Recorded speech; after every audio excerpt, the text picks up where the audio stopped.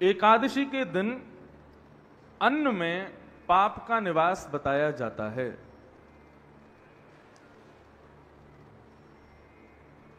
ऐसा संवादात्मक कथा बताई जाती है कि पाप ने ठाकुर जी से कहा कि आपने अपनी कथा के भाव से, अपने मंदिरों के भाव से, संत गुरुजनों के भाव से मुझे तो पृथ्वी से नष्ट ही कर दिया।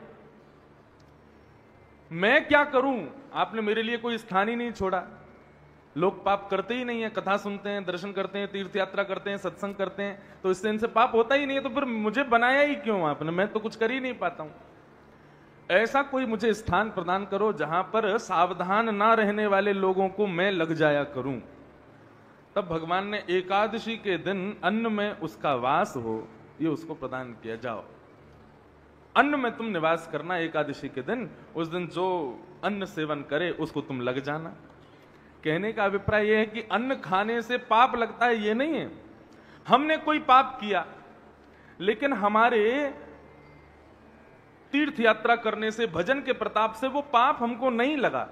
वो पाप फिर कब का इंतजार करता है? बोले यदि इसने एकादशी के दिन अन्न खाया तो इसके पूर्व के किए हुए पाप सब आकर के उस व्यक्ति को लग जाते हैं। इसलिए एकादशी के दिन वैष्णव भक्त, कृष्ण भक्त, हम सब लोग व्रत करते हैं और अन्न नहीं खाते।